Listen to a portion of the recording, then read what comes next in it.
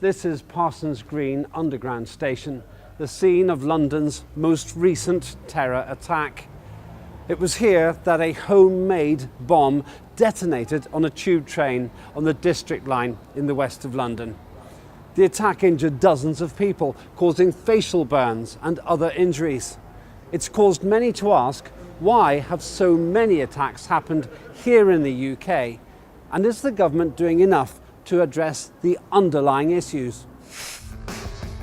British Prime Minister Theresa May has asked for calm, while the leader of the opposition and the Labour Party, Jeremy Corbyn, has said his thoughts are with those injured in the Parsons Green terrorist incident. This was the 5th attack in Britain this year alone, 4 in London, 1 in Manchester. In each case, the public were the target, and the victims just happened to be in the wrong place at the wrong time. The attack suggests that Western cities are almost impossible to defend against small-scale, low-tech terror attacks, with the perpetrators using crude methods involving improvised explosive devices, knives, cars and vans. Even though national security remains a huge concern for the British authorities, these repeated attacks on the general public indicate the inability of technology and surveillance to prevent these incidents by individuals working together or alone. Why does Britain keep suffering these attacks? And has British foreign policy increased the risk of terrorism in the UK? Simple questions with important answers. The terror attack here in Parsons Green was the 5th such incident in the UK in 2017. Does the British public feel safe living in the UK right now? We asked them. I feel safe because to me there's no threat. All life is dangerous. You're at danger from the moment you're born. So forget feeling safe or dangerous. You can have a heart attack. A motorbike can come off by accident and kill you. You can drop down dead with goodness knows what. Yeah, I think I feel safe at the moment living in the UK. Obviously, these attacks are shocking, but I feel if you were to feel unsafe, it would be almost like losing the battle. I feel staying comfortable where you are, it's being in the country you live, you should feel safe there. And I think that mindset is important to maintain. I feel very safe. Why is that? Generally that people are very well behaved and we all got on very well with each other. It's only specific targeted areas that you get a problem. But I live in Plymouth, so we don't tend to get a problem anyhow. So. Yes, it's unnerving. Yes, I know someone who was involved, who was actually on the train, and she's obviously quite shaken up by it. But yeah, life goes on, and this is London. Because although we have terrorism, actually it is a stable society. There aren't knife wielders on the street all the time. And it's a democracy, we think. Yeah, I still do feel safe. I'm not from here either, but I've lived here for a year and a half and I still feel that the community still feels the same. So, yeah, I'd say I would feel safe. Increasingly less and less. It was very safe, but a bit more apprehensive now. Why is that? Well, because, suddenly there's an attack so near to home. There have been those very horrid ones. And also, I used to live in Barcelona. And, so it goes on and on, Relatively safe, yeah, I don't feel completely confident. Those kind of accidents can be happening anywhere in the world. And it's sad, to be honest. But personally, I can say percentage, I feel safe. But that's a small accidents which happen around the globe. That's what I can say. I feel safe, honestly. There's many areas of the world that are affected by terror. I don't think Britain is, excluded from that. But you can't live your life in fear of these things. They're going to happen wherever you are in the world. Oh, pretty good compared to most places in the world. I think you're aware of it and I think it's good. I think the police are aware of it, which I think is good. But I mean, it's not a sort of gun-carrying country, so I think it's a very good thing. I don't feel unsafe because of quote-unquote terror attacks. It's the British state that is facilitating and working hand in hand with these forces on a hot-cold relationship that makes me unsafe, not these, if you will, idiotic perps that are trying to cause terror in London. It's those that are running them that scare me. I think statistically, for someone to be attacked in the UK is extremely unlikely. So in terms of that, there isn't much of an issue. We also need to recognise that what is going on in terms of the environment that's actually being created. We've had the issue of racial. I'm more worried about the racial profiling that all the police will be doing of the Muslim community and targeting a community in the way that they will than I am of this terrorist attack. We also need to keep in perspective that what's going on with in this particular case, where a candle didn't even melt the bucket that it was on, and the big hoo-ha that was created around it. And you could compare it to somewhere like Iran, where some people got into parliament and some people were shot dead, and the leader Ayatollah Khamenei actually said these are just firecrackers. So it's about thinking about the environment that you're creating as a result of the hoo-ha that you create around a story, which will create problems for communities and inter-community relations. What, in the public's view, are the reasons behind all these terror attacks in Britain? Well, I think they're motivated by some sort of nebulous anti-Western feeling, actually. Anti-Western, anti-American, anti-UK, for being involved in the Middle East, the Far East. They've got no way and they can't see a future for themselves, I think. I think they feel just disenfranchised generally, by life. It seems like a lot of the people who get involved with these attacks, they either isolate themselves or have been isolated by something in their life, and that leads them to go down routes which can put them in the mindset where they think it's appropriate to be committing attacks like this. I keep on asking myself that. I mean, what good does it do them? I mean, I just get the impression that it makes their cause really sort of, revolted. The public are revolted by what they're doing, and why don't they go and live in those countries and leave us in peace? I condemn any kind of attack like that. I think it's absolutely terrible.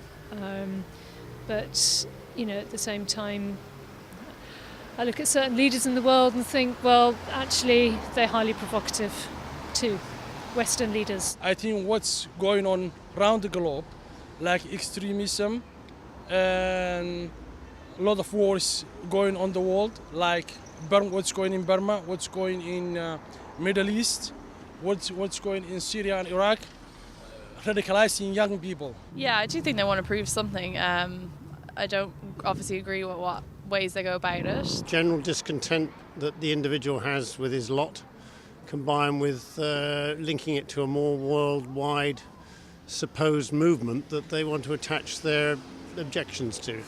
Britain has had a long-standing relationship with these forces. It goes back to the days of the Mujahideen in the 80s, where it allied with certain factions of the Mujahideen and tried to amalgamate them under their control. Then in Bosnia you had a similar situation where they were working with quote-unquote some death squad forces, and then in Iraq in 2003 they teamed up again. Later years in the insurgency with death squad forces into Libya in 2011, they worked hand in glove with these forces, openly facilitated and promoted them.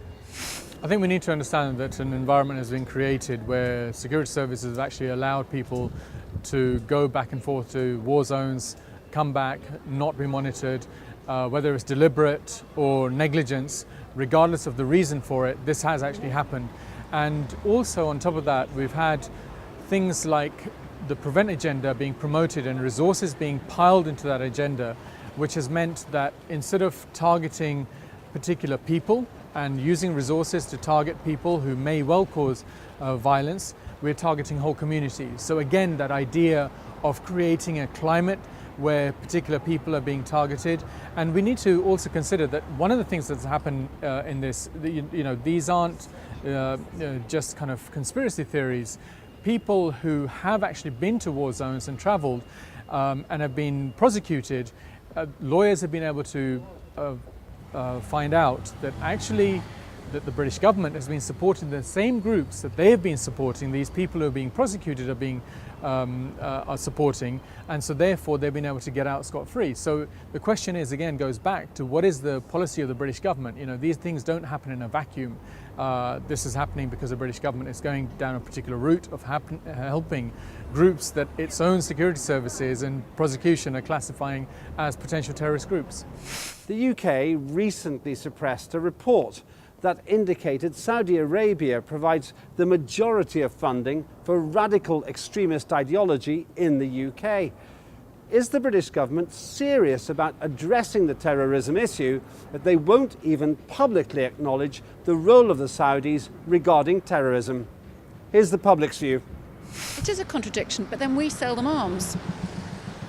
So we're being contradictory too. Yeah, so no answer, but you know, we're as bad as them, really. I think it's a complex issue and not something that putting in the public realm would draw the most rational reaction from people. There'll always be people quick to make a decision and to stick by their decision regardless of what other information comes out. So maybe they thought it was in their best interest. Obviously suppressing it and then finding out it was suppressed wasn't fantastic. But yeah, I think it's just the information needs to come out and it needs to be dealt with a level, and complex international issues are that they're complex. I think suggesting there's an easy solution would be ludicrous. You must remember, a country doesn't have friends, it doesn't have enemies, it has interests. I think, you know, invading a lot of these countries and doing deals with them and kind of it's not the only reason. There's still radicalism around the world, but I think it's definitely, you know, provoked it. I wish there was a bit more dialogue in sort of upper levels. I mean, we're selling them an awful lot of arms, which of course is good for us. But I mean, I think that gives us a bit of leverage, or it should do. Well, obviously that's probably a factor, but you know, who knows? Who knows? I think foreign policy is very difficult to judge because, I mean, there are always conflicting interests. The objective isn't one-dimensional, and so it's always difficult. It's very hard to say because, I mean, they do say a lot of things, but whether they can actually implement them is a different story. I mean, I don't think we're ever going to have an end to this. There's always going to be different groups coming out from everywhere and anything, so they need to kind of find some sort of agreeable terms more than just kind of bombing each other. Well, I think we should find out if they're trying to do something about it. If they are, then we should back them. If they're not, I think we should be firm. First and foremost, we must remember in this country they are mitigating blame onto Saudi Arabia. Saudi Arabia is a British creation created by Winston Churchill in the 1920s.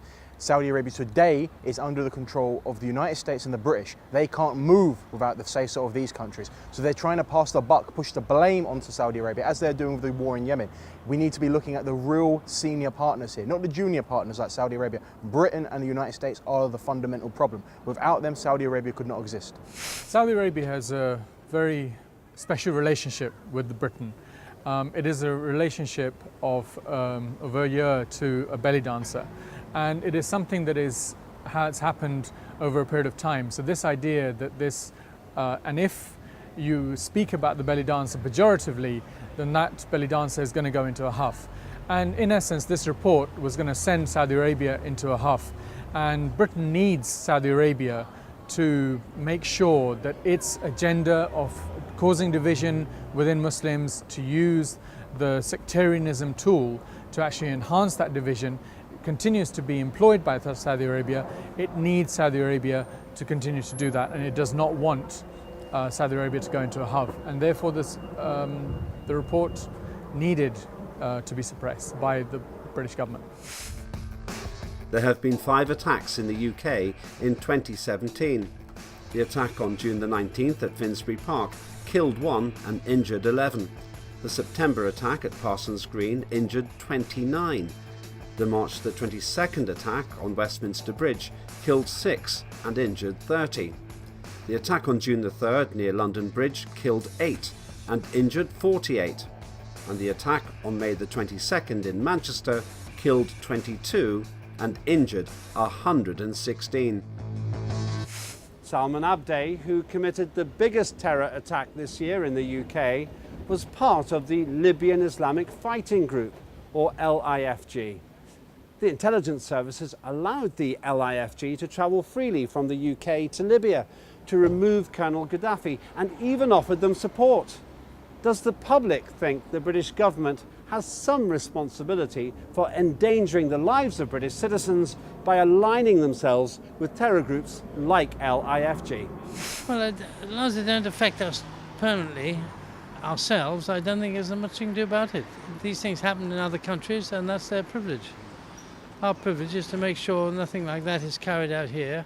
The whole issue around that part of the world, sort of North Africa, sort of the Near East and the Middle East, I mean, ever since the Arab Spring, there was always, with the hangovers from the Iraq War, it was always very difficult as to whether Western powers should get involved. I think whatever side was taken would have been a losing side. I think, looking back on it, you can say, oh, they might have supported it, they might not have, they did, they didn't. Hindsight's 2020. I think it's, again, would have been a very difficult decision to make either way. I think it's always been careful about that sort of thing. I mean, the Arab Spring was supposedly beneficial, but it left a lot of power vacua, which ended up with people stepping into those vacua who may not be the people we wanted to. So I think it's always difficult to support terror for the sake of what seems to be a good objective, and therefore we should be careful about that in any dimension. That's out of control. I wouldn't say, they should stop training people. I think there needs to be better education. I think we need to work to stop these radicalizations. I was watching a documentary that a lot of these radicalist Muslims meet in prison, and that's another way. And this is happening right under our noses in a controlled environment, a supposedly controlled environment. I think it needs to start from education. I think it needs to start from the roots. Well, yes, possibly there is. I don't know, but I don't know. I think we should keep well away. I mean, what good did we do getting rid of Gaddafi, in fact? I can't really, in the heart of hearts, see much. That's the only disappointing thing about it, is that when we hear about these people, that they're known to the police and they're known to certain groups, that things haven't been followed through and chased up, because it does seem to follow a kind of pattern that people seem to be in these groups and they're known about it. If they were in Australia, that wouldn't have happened. Yeah, I mean, it's just because the border, the British government isn't really interested in controlling the borders. That's what it comes down to.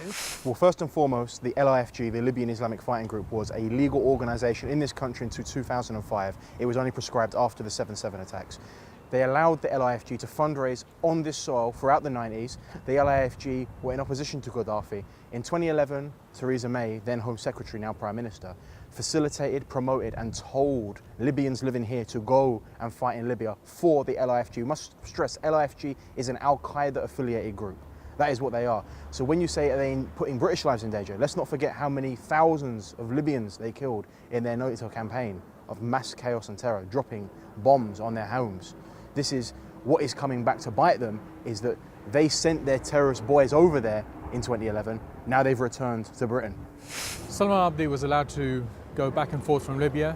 The British intelligence knew exactly what he was up to in Libya, what kind of things that he was going to do, and he could potentially do back here. There are questions to be asked as to why British intelligence allowed this to actually happen, what was the role of the British government within this, that this tragic loss of life took place in Manchester, and what responsibility needs to be apportioned to them for that actually taking place.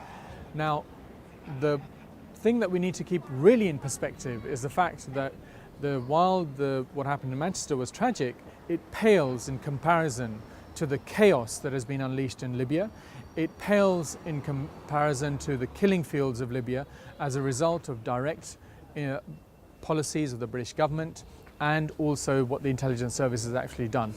Does the public think that British foreign policy has contributed to the threat of terrorism here in the UK?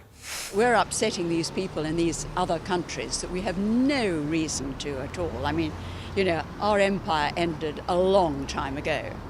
Getting involved in issues abroad has potentially contributed. They see the people who maybe are wanting to commit these attacks as seeing a representation of the ideals they hate, and it's becoming Britain, or it's becoming America, or it's becoming France, it's becoming Holland, Germany, wherever it is, that's not part of their world. Well, I think any foreign policy is bound to tread on toes abroad that then feel a justified way of getting back against that by coming here and being, causing terrorist incidents, or for people who are here using that as an excuse for doing something they might have done for other reasons. We're going into these countries for very, limited reasons. We're essentially terrorising their countries, and this is how they're reacting. They haven't got the military strength of Western countries, so the way they react is with terrorism, with lone soldiers that go off and join groups like ISIS and kind of invoke terror. But that's only because, to a certain extent, the US and the UK and countries like that are imposing terror on their land, and that's not something that we really take responsibility for. We've got a few things that we could do that's good, like sort of helping in these sort of, where the hurricanes have been, etc., and so on. I mean, do a bit of good that's obviously noticed. Keep out of interfering with these other countries. Okay, we mightn't like the way they live, but it's their country. There's absolutely no excuse for what's happened at all. I think it's got nothing to do with foreign policies. I think it's extremist ideology. They used to be afraid of in the Cold War. They used to be afraid of the Soviet Union, so that was the big thing. The Soviet Union disappeared, or became less of a threat, so they all got worried about climate change. They just worried about something, to chew our nails about something, get worried about something. They need to participate in good way and pressure, some countries, like Israel. British foreign policy breeds on terrorism. It facilitates and creates and works hand in hand with terrorist factions across North Africa and the so-called Middle East.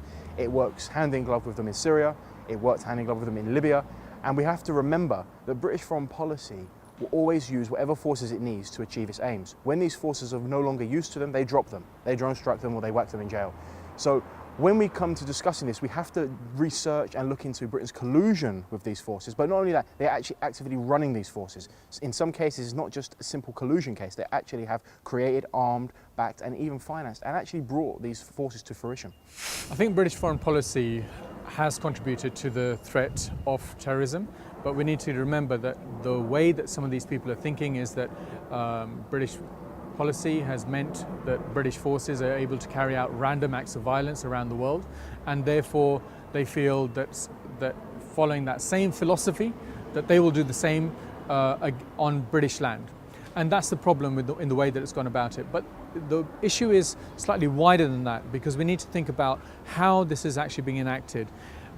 British governments are supporting groups which the authorities in this country are classifying as terrorist groups, prosecuting people for having supported those groups, only for those people to actually get away scot-free legally because they were found to be supporting the same groups that the British government was supporting. A recent report revealed most funding for UK mosques promoting militant extremism, which helps to radicalise homegrown terrorists, originates in Saudi Arabia and other Persian Gulf Arab countries that also embrace the Wahhabi ideology. Yet Theresa May's government suppressed that report, leaving many to wonder, is the UK serious about tackling the terrorism issue? The UK could keep getting attacked until it addresses the root causes of terrorism. Its own foreign policy and the Wahhabi ideology originating from Saudi Arabia seems central to the terror issue. As long as the UK authorities refuse to recognise this clear link, it's very likely that the attacks against a vulnerable and exposed British public will continue.